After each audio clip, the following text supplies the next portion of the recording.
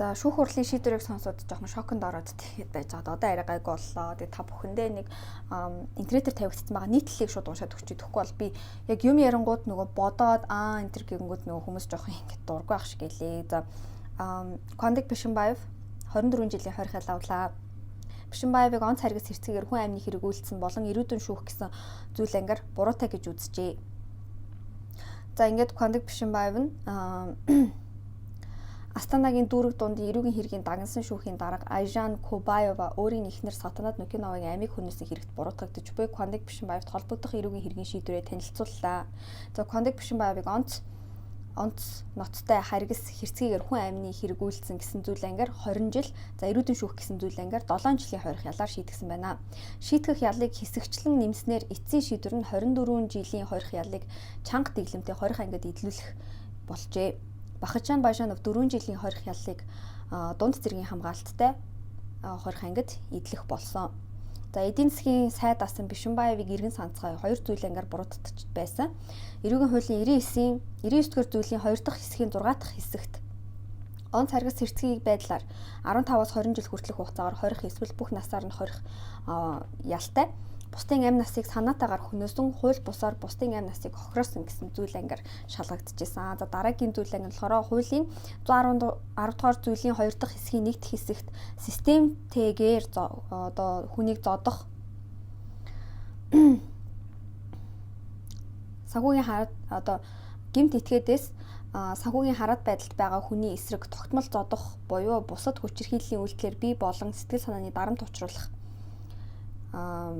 ийм зүйл анги байгаа хгүй. За тэгээд энэ хүний одоо ийм гэмт хэрэг үйлдсэн хүний эрхчлөлөг 4-7 жил хүртэлх хугацаагаар хязгаарлах эсвэл ижил хугацаагаар хорих. За ийм зүйл анги шалгагдчихсан байна. Тэгээд одоо 110-ийнхаа энэ хоёрын нэгээр штэ 7 жил авсан, бүр хамгийн дээдийг авсан. Одоо гэр бүлийн хүчирхийлүүлсэн гэдгээрээ юугаараа болохоор хүн амны хэрэг гэдгээр болохоор 20 жил авсан.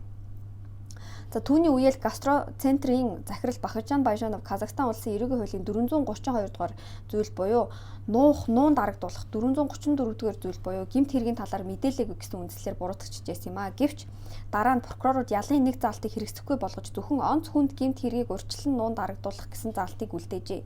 Эдгээр зүйл ангиудад торгохоос 6 хүртэлх жилийн ял шийтгэл оногдуулахаар одоо заасан байт юм байна. За Сатанат Нукиновагийн үхэл ба түүний нөхөр Бишимбаевыг цаатуулсан талаар 2023 оны 11-р сарын 9-нд Бишимбаев эхнэр Сатанат Нукиновага ресторан зодож түргэн тусламж иргээс өмнө нас барсан байсныг хэвлэл мэдээлсэн байна. За тухайн өдөр дотоод хэргийн яам зөвхөн ресторан зодон хийсэн баримтыг баталж үүний үр дүнд эмэгтэй бэртлээс болж нас оржээ гэсэн хэдий ч хэрэг нь яг хангалттай мэдээлэл нь ингээд дэлгэрээгүй байсан. За ингээд Бишимбаевын талаар бид нар юу мэдэх вэ гэхлээр штэ. Бишимбаев авилгын хэрэгээр 10 жилийн хорих ял авсан ч 3 жилийн дараа буюу 2019 онд тэнцэн суллагдсан юм а. Авилгын хэрэгээр 10 жилийн хорих ял сонссон Кондик Бишимбаев ягаад 3 жилийн дараа шоронгоос ирж суллагдсныг Шымкент хотын шүүхээс тайлбарласан. Кондик Бишимбаев 1980 оны 4-р сарын 11-нд төрсөн. 3 удаа гэрэлж исэн, 3 хүү, 1 охинтой 1999 онд Казахстан улсын их сургуулийг төгссөн. Алматы дахь удирдлагын академи 2001 онд Таразаас диплом авсан. За ингээд маш их одоо сургуулиудыг төгсөжсэн. Америк нэгдсэн улсын Вашингтоны их сургуулийг төгссөн. За дээрэс нь ажлын гараагаа Казахстаны хөгжлийн банк хувьцаат компанид менежерээр эхэлжсэн. 2002 онд Казахстаны эдийн засаг төсвийн төлөвлөлтийн яамны төсвийн бодлого, төлөвлөлтийн газрын функционал шинжилгээний хэлтсийн дарга, хөрөнгө оруулалтын төлөвлөлт шинжилгээний газрын орлогч дарга болсон. 2005 онд эдийн засаг төсвийн төлөвлөлтийн сайдын зөвлөхөөр томилогдсон. Хэдэн жилийн дараа тэрээр Казахстаны ерөнхийлөгчийн туслах болсон. Олон жилийн турш тэрээр Казахстаны худалдаа эдийн засгийн хөгжлийн дээд сайд, Баяртрек үндэсний менежментийн холдингийн тузын дарга, бүгд найрамдах улсын үндэсний эдийн засгийн сайдаар ажиллаж исэн. За ингээд ийм цол гуншинтай хүн байна. За ингээд 24 жилийн хорих ял авсан байна. Тэгтээ яг өнөөдөр шүүхийн шийдвэрийг ингээд сонсож байгаа гот тийштэй яг одоо энэ ял сонссон өдрөөсөө 15 хоногийн дотор давж заалтах боломжтой. Одоо энэ ял шийтгэлтэйгээ санал нийлэхгүй байна гэсэн хүсэлтэд бичгээр ирүүлэх боломжтой байгаа хгүй шүүхэд. Тэгэнгүүт Бахарчаан Баяшанов болохоор шууд өөрийгөө танд асуулт байна уу гэд Бишимбаеваас асуусан чинь байхгүй байна гэсэн. Бажановоос танд асуулт байна уу гэж шүүхт асуусан чинь байна, би ягаад 4 жил авч байгаа хэлээ гэсэн. За тэгэхээр Бахарчан Бажанов хүртэл энэ ял шийдгэлтэйгээ санал нийлэхгүй байгаа. Бишимбаев бол санал нийлж байгаа гэсэн. Гэхдээ Бишимбаев угаасаа 24 жил давж заалтах нь ойлгомжтой. За тэгээд шүүх хурлын танхимд нь штэ тий одоо нөгөө шүүхийн зардал гэж байдаг хгүй. Бишимбаев 2,306,380 тенге төлөх ёстой. Бажанов 3,024 тенге төлөх ёстой.